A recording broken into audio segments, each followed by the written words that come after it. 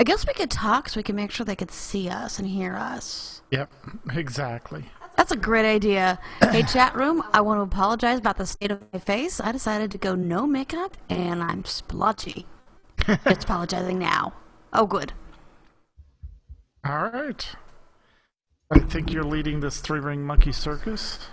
I am. So, on the count of 3, 2, 1. Oh, wait, they didn't hear anything.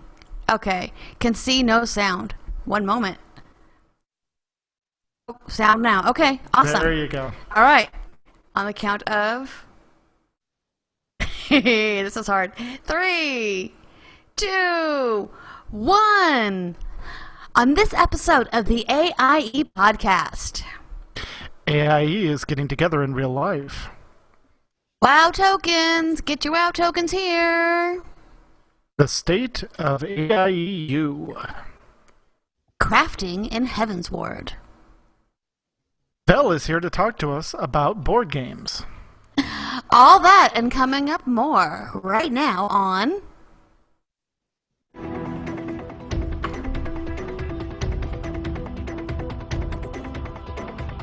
Bringing you the latest news from the AIE gaming community from planet Earth and beyond. This is the AIE Podcast.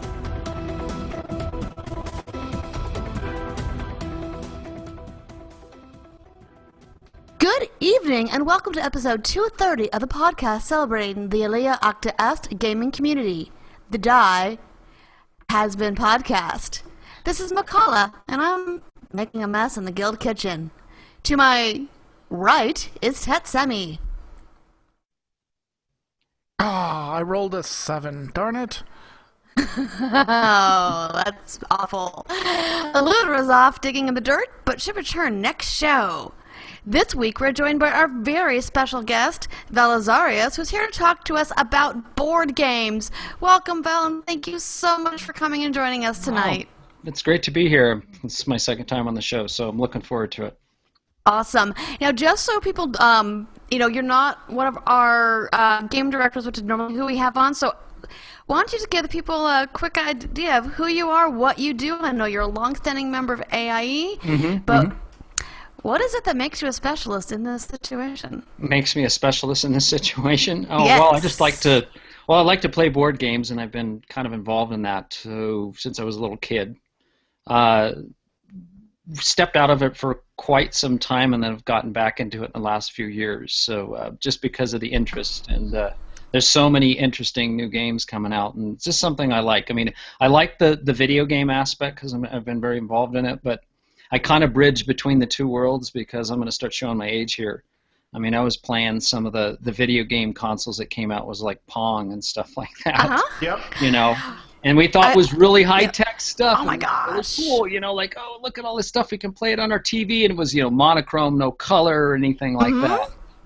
So I think we're all around the same age, approximately. So, yes, I do remember 6th grade getting that amazing Atari machine. It was being, being the cool kid on the block because I had Pac-Man and Frogger.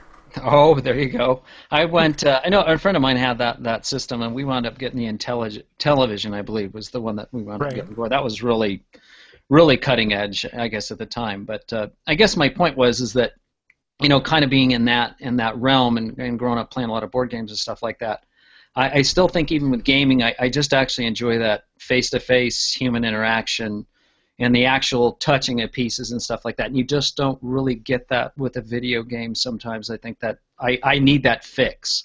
So Certainly. That's where it kind of comes, and I've always enjoyed that. So I love to play games. I don't care what it is. So, but I have a strong passion for that as well. So that's kind of awesome. I mean, I know we're in a very special situation being a part of this community where we do have a lot more of the person-to-person stuff. Exactly. But I know in general, I can say that is one of the things that turned me off initially about any MMORPGs was because I didn't think there was a personal relationship. And I'm a pen and paper, roll a d20 kind of girl. So. Right, exactly. Yeah, exactly. Played a lot of that game as well. So. Right. Yeah, I know how that is. Right. So, Val, what have you been up to in game itself? I know we're going to talk about board games later, and I think we're actually going to start calling this show, what number of DOA are we pulling out of Raid for this week? Because last time we grabbed size. So. Right, exactly, right. Yeah, well, actually, I run with that team too, so DOA. So I'm skipping out on that tonight. So, no, I'm pretty heavy into WoW. I've been playing since right after Wrath of the Lich King came out, and based on my real profession, I'm actually a teacher. Actually, a couple of my students actually got me involved in the game. I want to kill both of them now, but as I knew that was going to happen. Of course, they both left the game at this point, and I started playing. I think it was like right at winter break. This kid sent me right after Wrath had come out. I've only been out maybe perhaps a month or something like that. Because I don't remember. I think it was. It came out November, I believe. Mm-hmm. Yeah, it was something like that. And so this was about mid-December, and he sent me one of those recruit a friend things, and I think I signed in on a Monday, and I started playing, and I think within a couple hours I bought a subscription, and I was already in. So I was over on another server there for a while, and then I started listening to some podcasts and stuff like that, and of course started listening to the Instance. It's the gateway drug to all of us. Yes, it certainly is, and that got me, listening to Scott talking about AIE and everything. I think it was about a couple years ago. I made a tune over here. Interesting enough, Aludra was the one that actually invited me in. So, and anyway, I liked it so much that I have since, I think, moved every tune I have over to Earthen Ring now. So I've got them all over there. Nice. And I dip a little bit in Star Trek Online too. So. And then I'm kind of a great community over there. Oh yeah, it is. And unfortunately I just haven't been as active in that. But I mean, I got in that right as it kind of started.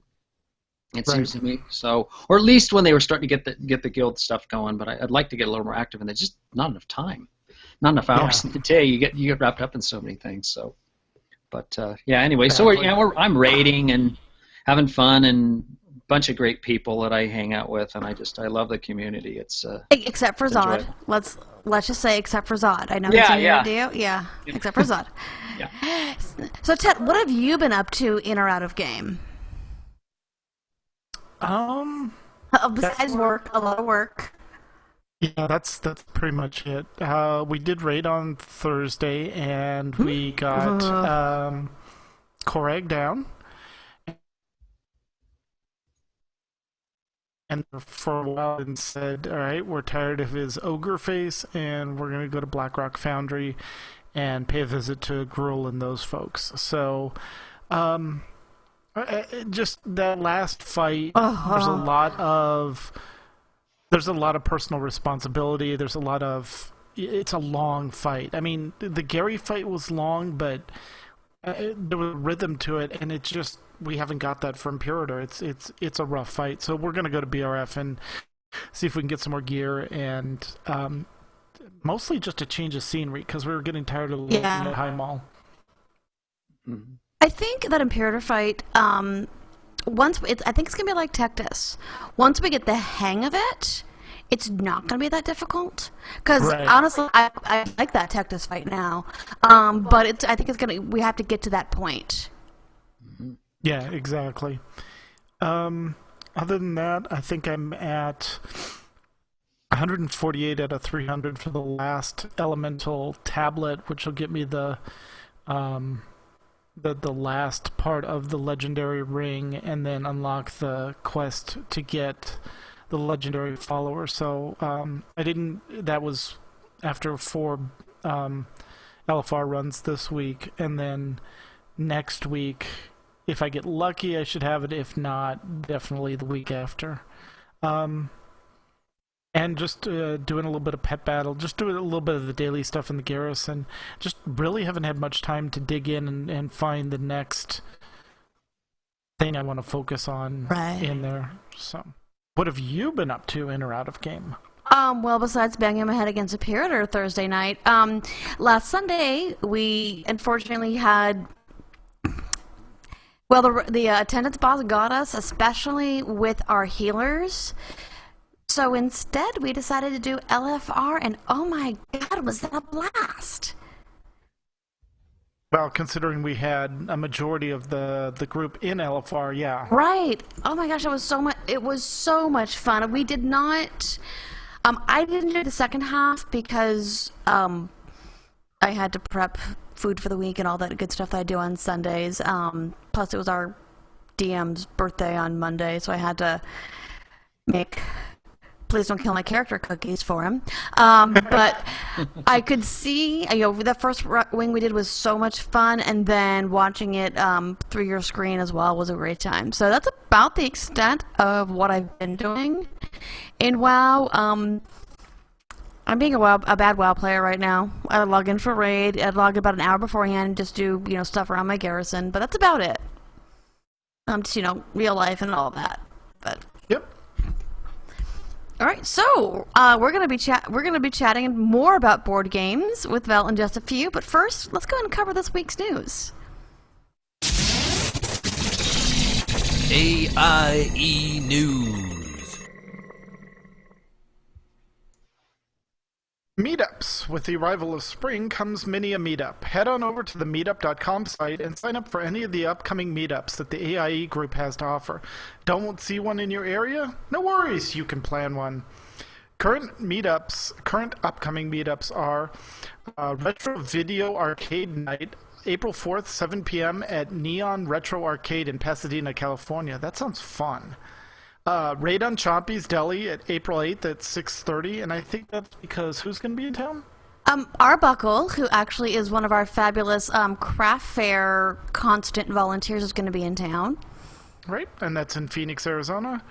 And the Central New Jersey Brew Pub Invasion, 5 p.m. April 18th at Harvest Moon Brewery and Cafe in New Brunswick, New Jersey. And I think Stig's heading that one up.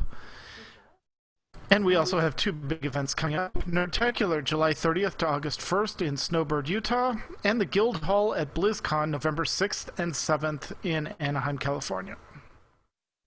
Hey, there's one note I forgot to put in here, and I see him in the chat room, so I'm going to throw this in here.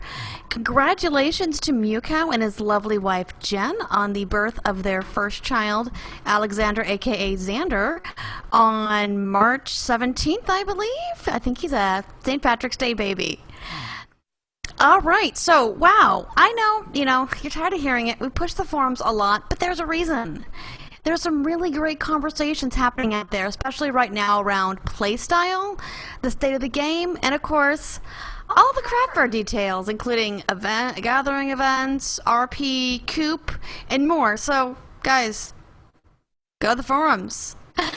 Speaking of the craft fair, Takamikazuch, aka Larry, has asked for help with the traditional craft fair fireworks. Here's what he had to post, or I'm going to go and just read his post to you. Hail to the Guild. In light of the upcoming craft fair, it was suggested that the 1 hour time slot between the end of the fair day 1 and gathering for Coop that evening, that a fire display should be put in Orgrimmar to rally the troops before we go and slash some Alliance faces. Unfortunately, due to prior planned engagements on the 25th of April, I am sadly unable to spearhead the event, and now he is in a pinch. Talk is requesting the assistance of fellow guildies to help with this. He needs a second in command to take his place, and some volunteers to help set these off. We'll be using fireworks that are hand-launched, so no launchers are required. Just fire them straight out of the inventory. He has plenty of fireworks and can distribute them, but he needs people power, especially a second to take over on the 25th, since Tuck, aka Larry, will not be available. Anyone who'd like to volunteer, please either hit him up on the forums or by Twitter.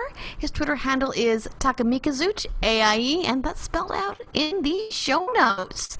And big news in WoW, recently announced WoW Tokens is currently testing in the PTR and is slated for release sometime after the March 4th release of patch 6.1.2, which was kind of the harbinger of that event. The price at this point is reported to be $20 US. Once purchased, a token can be then put up for sale in the region-wide region-wide exchange via a new Game Time tab in the auction house. because a token exchange has to start somewhere, Blizzard will be setting the initial gold value of the WoW token. They have not said what that value is going to be yet.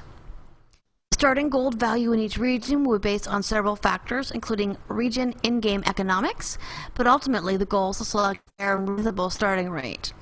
After that, the token's gold value will be determined dynamically based on player supply and demand. Simply put, if more WoW tokens are being listed than are being purchased, the price will go downward over time. If people are purchasing tokens from the auction house faster than they're being put up for sale, the price will go up accordingly. All right. And in Star Wars The Old Republic, don't forget mandatory fun nights in Star Wars The Old Republic. Tuesdays at 8:50 p.m. Eastern Time. This week they're planning on doing something on the Imperial side.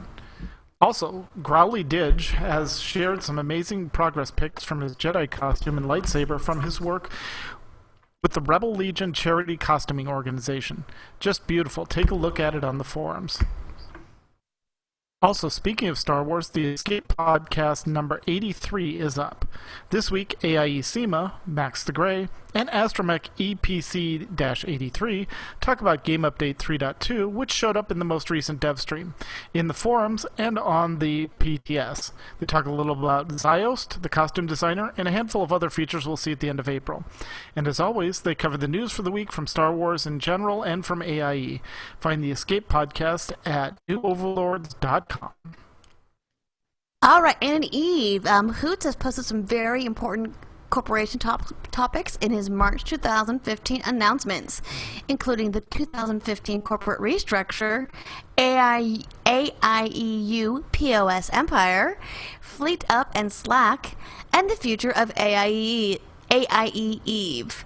There's information on the reorg up on the wiki. So, just a kind of a brief rundown. AIEU POS, which is, by the way, not point of shoot everything, but player-owned Starbase Empire. So we have a player-owned Starbase Empire that is pretty much fully operational as of previously this month. It'll get us a modest amount of money every month, and they're pretty happy that it's done. In order to manage the Empire that Hoots slowly built since we invaded Catch, Stu has... One sec, I'm trying to translate here.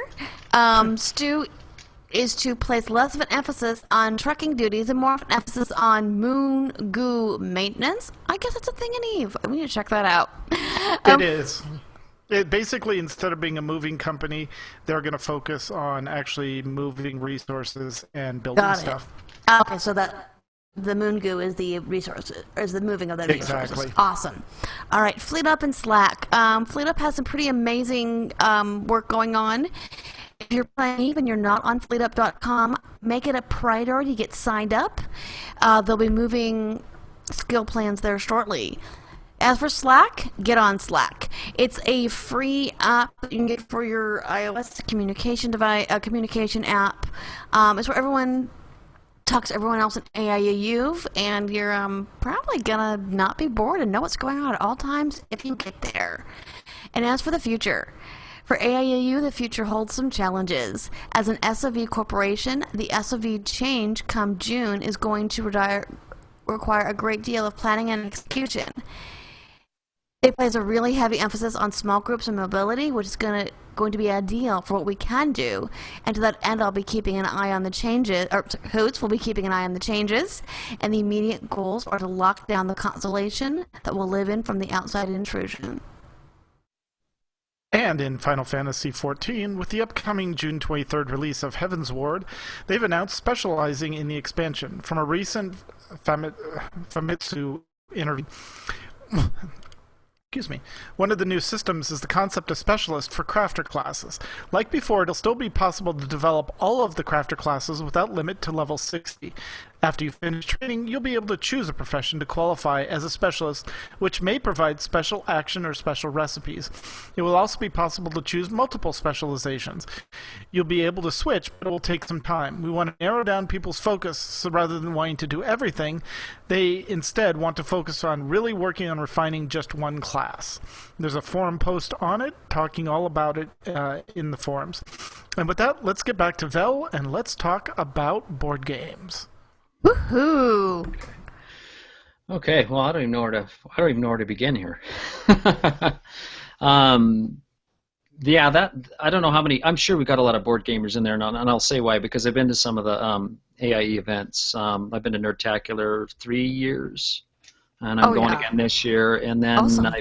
I've been to the last 2 BlizzCons. Mm-hmm. And obviously, people are playing stuff in there. So I've had a chance to, kind of interact with some people. So I know we got a lot of board gamers out there. The board game room is really. I mean, I think that even opens up before the convention. We had people. It sure does. Thursday it sure does. afternoon. There. Yeah, it sure does. So I just remember, coming in this summer. Up to Nerdtacular and walking up there, and this is how scary it's kind of getting for me. As I looked at some of the tables, I was like, I played that. Jesus. And I was like, oh, okay, So it's a lot of common stuff that I commonly see. But this industry's just kind of exploding at the moment. Particularly if you look at like Kickstarter, for example. And there's some people that have some reservations about that, I guess, but I think it's getting a lot of games out into the hands of players. Not all of them not of them always work, of course, but a majority of them, if they're doing it right, they seem to be doing a really good job getting that stuff out there. But there's just an explosion of it right now. Of course, you're seeing a lot of gaming cons and stuff like that are popping up all over the place. A lot of people are familiar with, like, Gen Con, for example, Origins. There's the one in Germany, which is Essen. And I think at the Essen one, which was in Germany, they introduced something like 800 new games or something. Oh, wow. That's just that came out during that con. That's not counting the other stuff last year that came out. So if you're interested in anything, there's just about a game for anybody in every kind of possible thing you can possibly think about. And it kind of amazes me because there's a lot of, I guess I can kind of talk about some of the different game mechanics that you kind of see. That's the thing, too, is there's a lot of jargon in here that you kind of got to get your head around, because you'll listen to board gamers talking, saying, well, I play this, push your luck game, or I play this Ameritrash game, or I play a Euro, and you start hearing all these things. What the hell are they talking about? So it's just trying to get in your head, your head around that. So I try to get out there and try to, educate people about those sorts of things. What you should do is, if you don't have it, is do a small, like, 1-minute segment and pick a term like that in your podcast. Exactly, and start telling people. Explain it each week. Exactly. Right. So, but we do a lot of that kind of stuff, and just to kind of stay on the Kickstarter thing for a minute. I don't know if you've heard of, and this just to give you some idea how nuts this is getting. There's a card game that just came out. It raised over $7 million. Holy crud. Yeah, and it was only $20, and the game was called Exploding Kittens. So, oh my gosh. Yeah, I saw the Emerald City Comic Con. They had a booth, and the line for the booth, I saw the pictures, was ridiculous. Right, and I think it's because of the comic that's kind of drove that a little bit. But I looked at it, and I was like, I look at some positives from that. Great. Now maybe it gets some people like, oh, I'm going to get this. This is cool. I'm going to play this game. Maybe they'll try something else. Because I'll tell you, it's just like anything else. We want to pull more people into the hobby. We want them to play, because you got to have people to play the games with. Exactly. So why not get more people involved in it? So I'm all for bringing people in. It's not really. It's kind of an interesting community. It's not so much that we don't want people around. We want people to come in and play. I mean, that's kind of like essential for the whole thing to work. Oh, yeah, you have to. So, but that one, it's very interesting. The game itself, I mean, I think they made this like adult-only version of it and everything like that, and of course that was the milder one. But I looked at it and I was like, I don't know how fun that could maybe be. I will generally play just about anything. And there's very few things I've tried that I don't like. I mean, I may not, say, well, that's something I'm going to add to my collection, but if somebody pulls it out, yeah, sure, I'll play it. Give it a try, right? Yeah, exactly. I'm pretty open-minded when it comes to that. But I really wasn't that interested in this. And anyway, my co-host on my podcast, she went on, they had a board gaming cruise here about a month, or it was in January, I believe. And she went on, and Steve Jackson was on it, the guy that did Munchkin. Yeah, we know him. And a whole bunch of other big game designers and stuff were on this boat. It was all they did was play board games and everything. That sounds fun. Yeah, and I guess evidently some people brought some copies of this Exploding Kittens on there, and I trust her judgment a lot of times. She said it's really good, actually. So, That's good. Yeah, it's just crazy. I mean, none of them really, hit that level. But the other thing we're starting to see on the Kickstarter too is a lot of like bigger name game companies now are starting to put games up there. Like Cryptozoic just put up Ghostbusters. They have a Ghostbusters board game, which I thought was kind of an interesting move on their part because I thought the thing would have sold like crazy anyway. And of course the thing they wanted, I don't know what it was. It was a pretty high amount. It was in a couple 100,000, I think, and it and it was like close to over $500,000 or something that it funded for. So it was not like they weren't going to sell it. Right. I think they're using Kickstarter almost as another avenue of market testing instead of having to put resources into building the game and then go get it play tested. They can say, "Here's a concept. What do you guys think?" And go from there. And of course, especially since because a lot of, at least from my perception, a lot of this explosion of board games has really kind of been expedited by the whole Geek and Sundry and all of that. Yes. So people who are interested in this are interested in original content, are very tech savvy, geek savvy, and they want to be, as a community, we want to be involved in what we're interested in. Absolutely. So yeah, I would much rather make a gamble and say, okay, let me, give $20 to have a chance to play this and get what I want made, instead of say, hey, why isn't there a game like this? And wait for the big wigs to make one. Right, exactly. It's really funny too. A lot of the bigger game companies were very resistant to this at first, though. I mean, a lot of them weren't doing it, but all of a sudden, I'd say since January, there's been a lot of them that have launched games on. And of course, what's interesting with them, because they've got that thing going for them, is that you'll put in for the Kickstarter, and then like a month or two later, they've already pretty much got the game done. They're just trying to cover some of their costs and things like that. The printing costs, things like that. Yeah, production costs. It takes that off, and they've already got it covered at that point, and then bam, the game's right in your hands. And then of course, a lot of times what they'll do, hopefully if they follow through this, is they'll give you exclusives. You'll get these extra expansion, you get this extra, special figurines with your game that you can't get, anywhere else. And I really do like them to stick to that kind of stuff, because that's kind of it should be kind of a reward, in my opinion, for for doing that.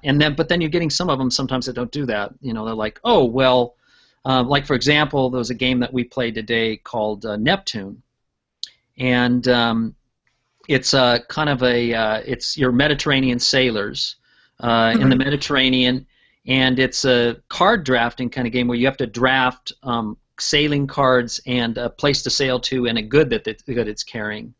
It's put out by Queen Games. It's a super fun little game, a really fun little game. But they were actually selling copies of the game before the Kickstarter had even finished. So, really? Yeah. So one of the guys that runs my meetup group, he hadn't played it yet. He backed it, and we got a chance to play it today for the first time, at least for him. And that was kind of the comment he was making. I'm not here to cause a bunch of controversy, but he was like, "Yeah, that kind of makes me mad, that they're doing that, and then I'm kickstarting this game, but you're already selling it, So I think they got to be kind of careful of stuff like that. So, I don't know, but it's interesting. It's just watch their marketing. I think, in this day and age, a lot of it is, you're not waiting for the 50th version of Monopoly from they want new games, and I know the Euro games bringing over things like Oh, my brain just escaped me. The train game. Ticket to Ride. Ticket to Ride. Mm-hmm. You know, a lot of that stuff before, you know, if you went to board game conventions or things like that, you would see a lot of those games. But now with the, you know, like your podcast, Tabletop, that is done by Will Wheaton, and a lot of those, you're starting to see a lot more of these games more mainstream, so there's a lot more opportunity to play these games and see the variety that's out there. It's not like, okay, go get the copy of Monopoly or go get the copy of you know, Trivial Pursuit, that sort of thing. So exactly. I can tell you a few years ago, actually like 2 years ago maybe, my mom was looking for some Christmas ideas for Tet, and she works in a college town. And I said, okay, well, you have some game shops there. Just walk in and ask what's been on Tabletop. They will show you to the section. Yeah. So I mean, I think it's like, just like you're saying, you know, bringing the Monopoly out and stuff like that. I think what we're trying to do in this hobby, and I think it's pretty straight across the board, no matter, you know, any board game you talk to, we're trying to get people to try other things than that. And I'm not necessarily saying that's a bad game, but just say, you guys, look at all this cool stuff. I mean, and there's all kinds of neat stuff. Now, I tend to obviously gravitate more to sci-fi fantasy stuff, but with that in mind, there's a lot of other stuff that's not even close to that, just because I like the game mechanic and the interaction or the humor that might involve with it, that it doesn't really matter.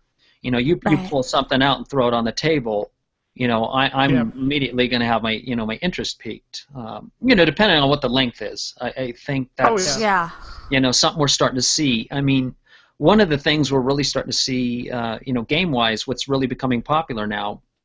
I should start giving some examples of some of this stuff, but I'll get to that eventually, because I do have a bunch of things I could recommend and games I could talk about. But it tends to be the games that are really easy to teach somebody, and they're easy to set up, and you can get into it really quick. But they play anywhere from 15 minutes, 35 minutes to 45 minutes. Right. There's a huge plethora of these just hitting everywhere. But I'm tending to really like a lot of those. Now I'm pretty balanced, so I like really heavy stuff. I like medium stuff. I like light stuff. It doesn't matter. But those are great because those pull more people in. They may not want to sit down and play something long, but I tend to like the ones that are even light sometimes, but they're easy to explain, but then they've got a lot to them. And the really good ones are I think, do a really good job with stuff like that. I was going to say they're the blizzard of board games, and I don't mean that in a bad way, where it's, like you said, it's easy to explain, but there's a lot of depth inside it once you learn some of the nuances in the game. Right. And I think it's, too, I mean, for some people it depends how much you're going to play it. For me, too, I look for games that have like good replayability value, where you play it once, and there's a few of them. I could give some examples. I like playing them, but it's one of those ones where I don't like playing that game with somebody that's played it a bunch of times, because they have like min-max the whole advantage. Thing. Yeah, it doesn't make it very much fun, because then and to me, I guess you could say whatever. To me, sometimes I think that's not very good game design. When you can play it a few times and then somebody figures out, some little trick, and then I'm always going to win with this. Now, don't get me wrong, there's a couple of my play that I've figured out what to do, but because of some of the stuff that happens in the game, it doesn't always work for me. So I'm totally fine with that. And and then that can be really discouraging. When you bring somebody in new. Like, I'll give you an example. The game Dominion. We've played that. We actually. Yeah, exactly. Which is a deck building game and everything. Like I like it and stuff, but that's definitely one of those ones where if somebody's played it a lot, and you get a new player coming in to play it. I remember a friend of mine that I go up to and hang out with in Portland a lot, and I bring board games up with them because they love to play these. That was kind of his kind of a little irritated about that game in a way. He says, "Well, yeah," he goes, "I want to play, but I came with these people that played it a bunch of times," and he goes, "They just crushed me because this guy, just did this one thing every time." So that's not fun for people. I think the other one I'm thinking of too that's kind of like that. That's a cooperative game is Pandemic, which I don't know if you're familiar with that one. Yes. I've not played it, but I know I've played a similar game on like an app on the way home from Nerdtacular. Yes, exactly. Played Incorporated, right? Yeah, it's really similar, but it's a co-op game where everybody it's a map of the world. And there's this virus that's broken out, and it's kind of neat. You all have to work together to try to crush this thing, and it keeps spreading, every turn. And like everybody gets you randomly draw these special ability characters that you can play, but you all working together. Mm-hmm. And that game's really fun, I think, if you play with a lot of people that haven't played it. But if you play with a couple people that have played it, that game, I like it, but in that situation what winds up happening, we use the term alpha gamer, which means you kind of take control of things, and they'll tell her, well, you do this, and you do this, and you do this, and then it's kind of not really that fun. They put out some new stuff. Why am I playing this? Yeah, exactly. And they put out some new versions, and there's been some expansion stuff like that now that have kind of corrected that a little bit. One of the newer ones that just came out really, really recently that's supposed to be really good, and I haven't had a chance to try it. I've seen it. So a guy in my game group has it, but it's XCOM, which is based off the computer game. So if you're familiar with that, this is a co-op one. It's very difficult. But what I like about this one, and this is another thing you're starting to see, is you're starting to see a bridge between a board game and apps. This one actually runs with an app. You have to have the app to run with. It's obviously free to get it when you download the game, but you can't really play it without it. But it's got a great tutorial in it that actually walks you through how to play. But it's really hectic because it puts you on a timer. So when it gets to that particular person's turn, I don't know how familiar, the basic premise in XCOM, you got all these aliens come in and they're attacking the Earth, and you're trying to stop it. Right. So everybody's got a different role. Like one guy's in charge of the military, one guy's the commander, or and so on. One guy's in charge of research.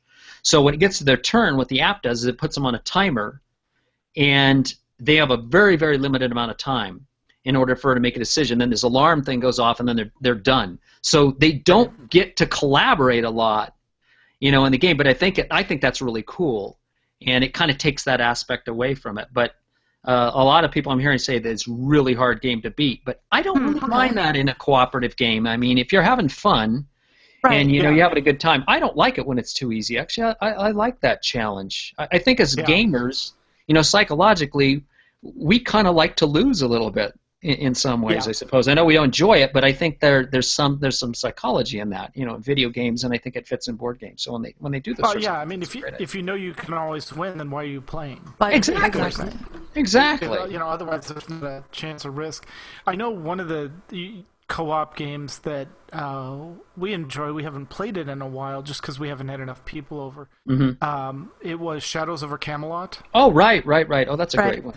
That's a great one. Yeah, because the twist on that one is you're all Knights of the Round Table trying to, resolve the situation, except one of you can be the Black traitor. Knight, and you basically have to, hide the fact that you're the Black Knight and still try and make everyone else successful until you can get to the point where you can win. So I like that aspect of it. Right, exactly. So, and that kind of makes me think of I'm trying to think of the other there's another co-op that kind of made me think of it. Oh, there's Battlestar Galactica one that's like that as well. Yes. There's a co-op one of that. And that one's really hard too, but that one's got some interesting things because it can be totally random. You can have one of the players or a couple of players be Cylons. That's a rather meaty game, though. You got to have a little bit of time to play that one. Kind of like the Firefly game where it takes a while to set up and play. Exactly. And there's stuff like that. So, kind of digressing to where I kind of started in some of this stuff. I started playing the old, they're obviously out of print games now, but SPI's, what was it? Yes.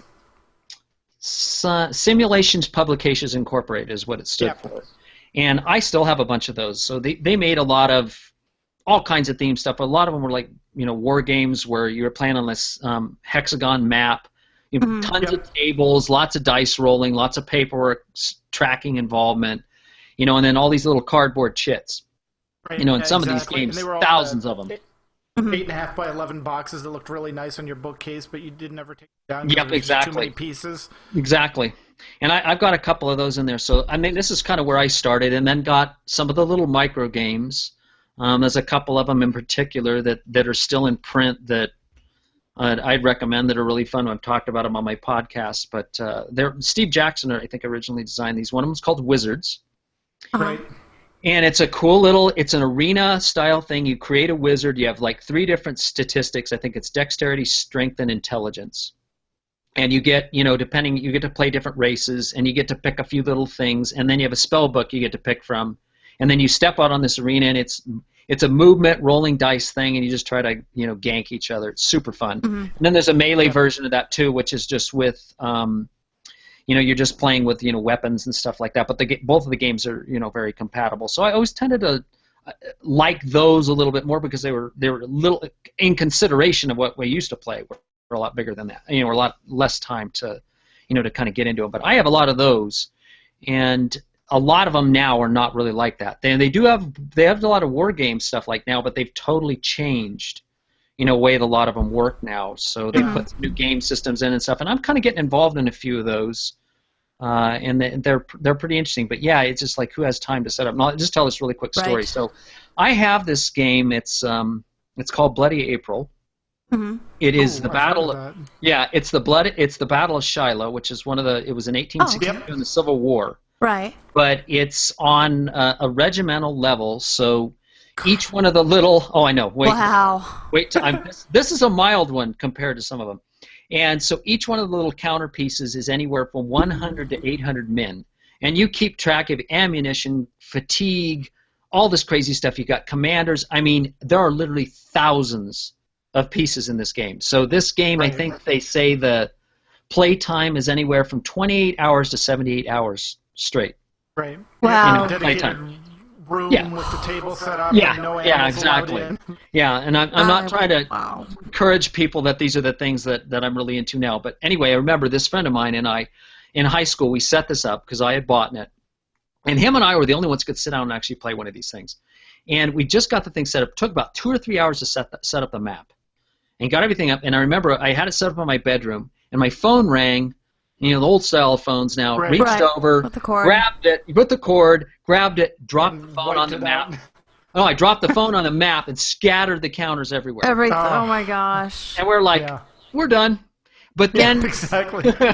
years later, after we graduated from college, we actually set it up in his bedroom at his place, and it took us a month and a half to finish the thing. I went over every Saturday for like a month and a half to play this, and finally finished it. But that's what I'm saying. And to be honest with you, that is not the worst one. There's one that SPI made. It is the Battle for North Africa. Yes. And I kid you not, is the most complicated game they ever made. They actually said this is like an historical simulation. It's like a history lesson, if anything. Right. It's the entire campaign in North Africa, 1,500 hours to finish the game. Yeah. Oh it's my ridiculous. gosh. Yeah, you'd have to be sick in the head to want to play a game like that. So, and I think that's, I think a lot of those SPI games were built because we don't have the computer bandwidth or the ability to do this as a simulation. So we're going to do our best to do it. Right.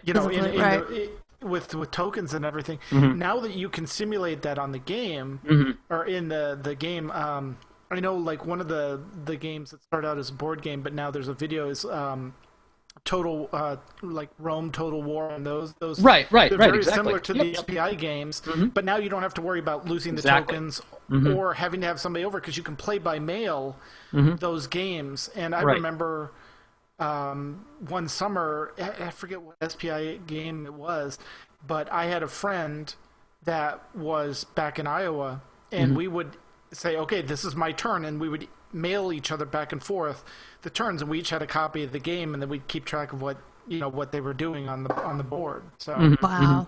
Yeah, and I'm just saying, for just to kind of finish maybe up that part of it, those type of games, I think I would much more enjoy playing them on a computer now. Much easier, yeah. Yeah, it's just those I don't enjoy. I mean, like I said, I only have one friend of mine that I know that has the patience, him and I, to sit down and do that. But how often we're going to be able to do that? It's he doesn't even live where I live anymore, so it's not something that's really plausible to do. Yeah. And there's something also about those war games, not to take it back to the mass-produced games necessarily, but sitting down with Risk and having 3 or 4 people over to play Risk, there's just that game and Uno. If you want to ruin friendships, yeah, exactly. You always hear that. We still use memes from Uno games 20 years ago. Memes that we really can't repeat in front of our children. Right. But yeah, exactly. Same thing with the Risk. There were nights that, say for whatever reason, we didn't have everyone show up for D&D, so there'd be 3 or 4 of us playing Risk, and it would be 2 hours of taking over the world with your friends, or taking the world over from your friends. Right. Exactly. And I think that's the big draw of board games now, is everything is online. But there's something about getting together with a bunch of people. Whether it's at you said there are gaming cafes now that you're starting to see. Yeah, yes, exactly. Yeah, those are great. And then we were talking about that pre-show, so I could give a little synopsis of what these are. I mean, you're starting to see them pop up all over the place, but basically it's just a cafe where they sell food and stuff like that, but then they have a huge selection of games that you can pick up and play, and that the people that work there can actually teach you how to play it. And then to get some of the fancier ones, they actually even sell them there, and there you can rent out rooms, and then they do other things, with that stuff. But they're trying to get people involved in the hobby, so maybe it's less intimidating as walking into a game store, because you actually walk in here, and that's what they're encouraging you to do. Here, try this, or hey, we've heard about this game. Do you have it? And you're going, oh, yeah, well, can you teach us how to play it? Yeah, absolutely. So I think it's an awesome concept. And you're starting to see a lot of them pop up, and I think it's an awesome idea. And I think you're going to start seeing a lot more of them, coming up. Then it's going to be, of course, you got to get in the right location and all that kind of stuff as well, so you're getting enough traffic to get people in there. But right, a certain area where you have a high percentage of people that are willing to try that out, like geekies, geeks, college areas, right, more a little less suburban areas, more urban. Right, exactly. The question for you, Val, what do you see? I know we talked about the whole Kickstarter and everything like that. What type of games are you seeing trending for the next year or so that you're going to see more of in general? Ooh, boy, I think it's so hard to say. I don't know if you were trying to put that necessarily into a theme or... Yeah, but just in general, what's coming up? What do you see? They're going crazy. I don't know if I can really even pin down what's happening. There's such an explosion.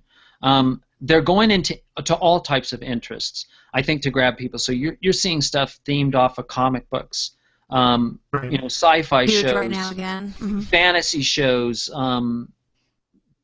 whatever, pop culture things. You're getting some really interesting, weird stuff sometimes too. Like, what was one of them I was hearing about the other day? Something about where it's like this one's kind of odd, where you're trying to, because the game's not out yet, but I'm just saying just to show you some extreme, it's something about you're trying to secure plots for your relatives as they're going to die and put them in the best plot or something like this. Oh my, okay. It's kind of odd, but that is what I'm saying. I guess my point is, it kind of goes all over the place. But also, to answer your question, McCall, I think the other thing I'm starting to see is that, like I mentioned earlier, it's these really quick, portable, easy to teach, fast to play, that have some meat to them are the things that I'm really starting to see a trend for, because the advantage is you're getting people that they're getting together, they want to play something, and you're like, well, what do you want to sit down and break out this game that takes 3 or 4 hours, but I've only got maybe an hour and a half, and now I can maybe play 2 or 3 games instead of playing just one. Right. Yeah, right. exactly. So especially it's if you do dinner party or something like that, it's like, hey, let's try these 3. And I think that's really where a lot of things are going, because you're looking on a lot of the boxes now, and if people aren't looking when they're going to buy board games, the good ones, and I think most of them are doing that, if you look on the box, what they usually do is they've usually got some symbol in there that tells you how many people it plays. Right. And then it will also give, the age range. And then they also will give you the amount of time that it takes to play the game. Mm-hmm. Yep. But you got to be really careful when you read that, because sometimes it may say 30 minutes per player. Right. Then you got to do some math, because if you got 5, that's a lot more. You're going to be there for a while. Yeah, you're going to be there for a while. So if you just see the ones that have the straight time on them, then you've got a pretty good idea that it's going to fall in that range. Now, you got to keep in mind, if you're playing it the first time or nobody's familiar, it's probably going to take longer than that, because you got to go through the rules, or if somebody hasn't read it or whatever. But I think you're going to start seeing some more of that. I think Kickstarter's still huge. I think you're starting to see you're really starting to see a lot of, like I was mentioning, bigger game companies now. Cryptozoic, Queen Games. There's a couple other ones that said they never would do it, that are starting to throw games up on Kickstarter. So I think you're going to start seeing more of that sort of thing. You're going to get this huge gamut, I think, of everything. I think they're trying to pull things, and I think a lot of people, you're going to start seeing a lot of people jumping on the bandwagon, I guess, to get in. I think the one big trend I'm starting to see is it's really starting to move into a mainstream sort of thing. Like, this is a really cool thing to do, is to play games. Look at all these great stuff that there is. And I'm telling you, there's some awesome party games, awesome themed, whatever. There's something for everybody. And just don't think it's necessarily regulated to board games, because when I talk about this can include dice games. This can include board games. This can include card games or combinations of all of those. And I have a lot of these little portable ones. I think you're starting to see a lot of those too. They're in a little box.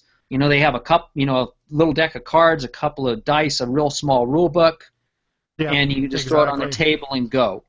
So you're starting to see a lot of. And the other thing you're really starting to see too is a couple of the bigger game companies, and this has already happened, have bought up a bunch of the smaller ones. They're not doing anything to them, but they're actually grabbing them to actually help with their distribution. So so one of the big ones is Asmodee. And if you're familiar, I'll mention a couple of their games. In fact, I can plug a couple of games right here. One of them is Seven Wonders.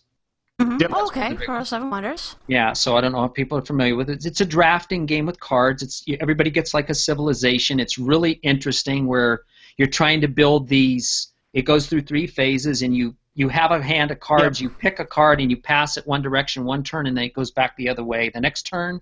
And you're trying to build these different things and score points. It's a really cool, clever little game, though. Very easy to teach. People pick it up pretty quickly. If you start adding expansions in, it totally changes it. Another one of their games is one of my favorites that I'd recommend as a starter game, is a game called Splendor. It was one of the #1 games last year. It's a gem collecting game. It's 2 to 4 players, super easy to teach, but this is one of those games with a lot of meat to it. So essentially what you do is there's all these different gems, and you're collecting them. And you're using the gems to collect these cards that are out on the table. And then once you collect the cards, those cards act as gems too, and then you can use those to further buy the cards. And then some of the cards have points on them, and you're trying to collect 15 points. May not sound like much, but it's super fun, because on your turn you can either grab gems or you can buy one of these cards. You can't do both. Right. But so it's there's some strategy involved. Yeah, and the board sets up different every time, because there's 3 different sets of cards, and then there's these characters that come into play with it as well. But anyway, Asmodee is one of those ones. That's an awesome game, by the way. I'd highly recommend. That's a great family game. It's a great intro game. Actually, one of my favorites. And you see, it's not even themed about anything sci-fi or anything, which is what I tend to do, but I love that game. And I have a hard time.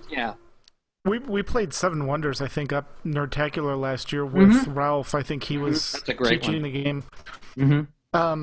So, question for you, since we're nearing the top of the hour, and probably an unfair question, but Cards Against Humanity has exploded as a as a popular game in the know. Do you see another game like not in that style, but another game that's going to be the next Cards Against Humanity? That influential and widespread? Well, I don't know about that. In fact, we played one on Friday night called, it's just terrible, it's called Stab the Panda. Stab a Panda. And it's a kind of a similar thing. So what you essentially do in that is you get these 4 really awful cards, and you have to rate them like, no way would I do this, or I really wouldn't do it, and then maybe or yes. And so it's kind of like that. I don't know if that one has the potential to do that. I don't know. I haven't seen anything coming out that really maybe knocked that thing off its pedestal. I mean, I guess the only thing with the Cards Against Humanity, I like it. Don't get me wrong, but that's one of those ones, after you've played it for a while, unless you start throwing more expansion stuff into it. Yeah, exactly. It's old hat. You get all the stuff, and it just kind of loses the appeal. But I see the funniness in it, the humor in it, and all those kinds of things. It loses the shock value over time. Yeah, it certainly does. So. It's a one note trick, but it's popular. You play it, everyone has fun. You're playing it 2 in the morning. That's one of those ones. Yeah, certainly. That was Munchkin, dear. That was Munchkin in the hallway of Nerdtacular, and me just saying, "Hey guys, just let me win because we should go to bed now." Right, exactly. Well, that's where you gotta play the shorter games or whatever. So. Yeah, exactly. Yeah. But I could just interject something again here real quick. So kind of going back to that Asmodee thing. Anyway, they bought up this company called Fantasy Flight, who has launched their more sci-fi kind of stuff, and they've launched a whole bunch of those kinds of things. So they've got a game called Imperial Assault that just came out. It's a Star Wars game. It's awesome with miniatures. It's a meaty, pricey game though. It's about $100, but it's awesome. Wow, okay. One player controls the Imperials. It's kind of like a dungeon crawl. So they're like the dungeon master, but they play the Imperials. So they have all these Imperial troops that they control, and then the other players play the rebels. And then what it does is you set up. It's got all these modular boards. It has I think 36 different scenarios you can play. And you set up these different things, and then it's got offshoot ones. And so then they have to get in there. The Imperial guy that's running it reads some flavor text to them, and they have to kind of figure out what's going on. But they move these miniatures around, and there's all this dice rolling and cards and special abilities. Totally awesome game. Complete. It sounds like it's definitely a combo of a variety of genres, though, when it comes to the dungeon crawl, the card game, the dice game. Right. And that's another one too. Like if you like D&D, one of the other big ones that's been really big is the Dice Masters games. I don't know if you've heard about those. Oh no. But anyway, I'll just tell you real quickly. They've released 4 different ones now. The first one was Avengers versus X-Men, and then they released just an X-Men version, and then there's a Yu-Gi-Oh one. And so basically what it is, it's kind of like Magic, where you get to play against somebody else. You have like 20 health, but you have dice and cards. And it's got all these neat mechanics where you get to play different. You have dice that goes in a bag. You get to pull some out, roll them, do different things with them. You have obviously all these hero characters that you can play with. But then you can mix and match all this stuff. All of these games are actually compatible. Well, they came out with a new one. It's called it's D&D Dice Masters now, and it is called the Battle for Faerun. And so this one, it's the same thing, but you have like monsters, beholders, mummies, all this kind of stuff with the dice. But all 4 of these games you can cross-compatible them, so you can have Avengers fighting mummies and all this kind of goofy stuff. So those are really cool. Tiamat destroying Cyclops. Yeah, that might just be my personal fantasy. Sorry. Yeah. You could actually do that in this game. I mean, I've seen that thing there, but then it's also got a collectible aspect because you buy the base game, you get a certain amount of characters, a certain amount of dice, and then they sell these expansion pack things where there's rare cards, you get 2 dice and a couple of cards, and you can add that to your collection. Then you can mix and match this stuff together. So it's this huge, complex thing, but it's really cool. So very cool. Great. Well, I think we're pretty much at our hour, so thank you so much. Sure. I mean, I could keep going, but I don't want to. I know. We're probably going to have you, and when your co-host can make it on for part 2, probably later this year, because I know we want to have you on forever to discuss this. Yeah. Because I'd love to come back. Yeah, I'd love to come back and start throwing some more stuff out there. And like, if anybody's got questions or about good suggestions or whatever, like what's a good game for this or whatever, I mean, you can certainly drop me a line. I'd be happy to make some recommendations. You know what we should do is maybe we should do a I'm not trying to steal Azeroth roundtable, but get Vel, get Hunts the Wind, and get Mew on. And Mew, yes. Oh, yeah. Absolutely, it'd be great. Oh yeah, We'll talk about that. We'll throw that around. Yeah, sounds like a great idea. So Ted, what was our question of the week last week? Our question of the week last week was, what MMO, current or retired, has the best crafting system? And we got a few responses. John Gardner's Lothmagal said, they all seem limited to me, but I also want my single character to be able to do every profession there is. Shadow Van Dark said, if anyone is curious, I mentioned the Star Wars Galaxies before they rebooted it. And Shadow Van Dark said, if anyone's curious about that system, Star Wars Galaxies pre-CU is still up and kicking over at SWGEMU. And there's a Twitter account and a link to the website there. And then Rado Zato said, the system in Star Trek Online and Neverwinter, it's what Garrison is modeled based on. It makes officers and hirelings make the items. Sweet. And we have a new question of the week. We like to theme it after the guest we have on. What is your favorite board game? And that can include board game, card game, dice game, etc. So we're looking forward to hearing what your answers are to what your favorite board game is. All right, so that's our show for tonight. While the chat room begins suggesting titles, I want to thank Velzaria so much for joining us. And where can everyone find you? Okay, well, I got a couple of them. I've got my AIE Twitter. Well, I should have reversed this anyway, but it's Vel at Velazarius_AIE. Mm-hmm. And then my podcast has a Twitter account too. It's BGB Podcast_game. And then we've also got my webpage too, which is bgbpodcast.com. And then we try to put out at least one or two of those episodes a month. Right. Try to let people know what's going on with that. So we talk about board games and beer or spicy water or whatever you want to call it. Right, right. In your robe. Yeah, exactly. Yes, the old Coltrane spicy water trick. Yes, exactly. Right, exactly. And how many episodes are you in if someone wants to listen and catch up? I've got 19 up. I'm almost coming up. Coming up in April will be I've been doing it for a year now. So huge, congrats! That's great. Yeah. So it's really fun. So, but I'll throw a real quick shout out. I'll tell you, this thing wouldn't have happened. Zod was really a big help with this. I mean, he kind of gave me the idea for what I was doing, because I kind of based it on my own meetup group, and that it kind of revolves around that, what we're doing with it, but it's kind of evolved into a bunch of other things too. So he came up with the idea. So it really wasn't me. He helped me a lot getting that thing going, so it wouldn't have happened without his help. He is an enabler, I can tell you that. Yep, he sure is.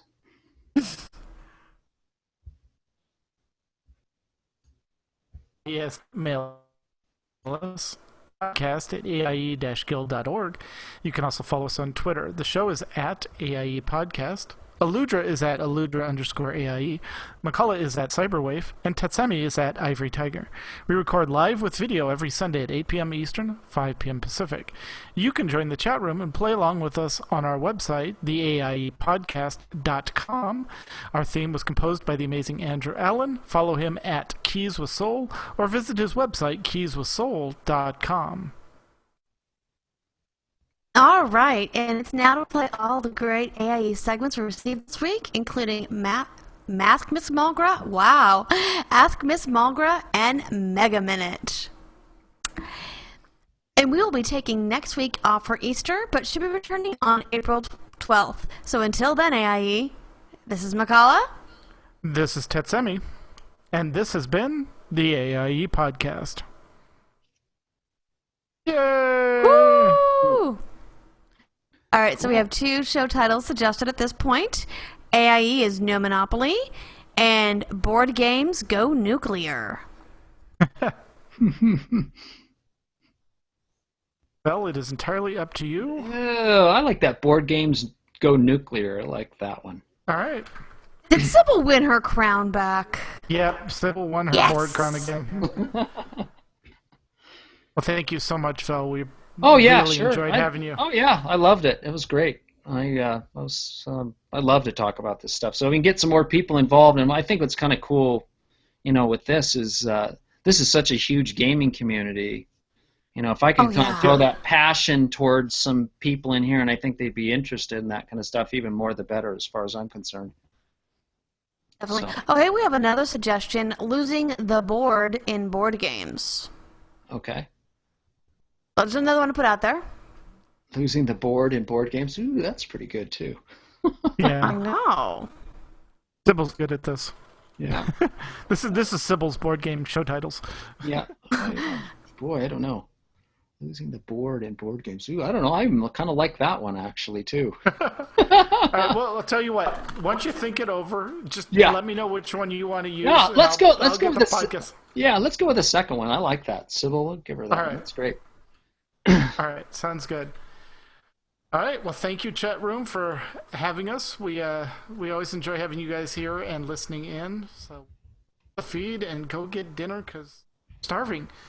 Speak for yourself. I am. Me, myself, and I are starving. Oh well, and true, and it's the pre-birthday dinner. Birthday dinner. Exactly. Yeah. All right. Yeah. Happy Thanks birthday all. Again. Anyway, thank you. Oh, yeah. thank Happy you. birthday, by the way. All yeah. right. Have fun Val. tomorrow. You bet. Anytime. will. Thank you very much for having me on, you guys. Yep. Absolutely. Bye, guys. Bye bye.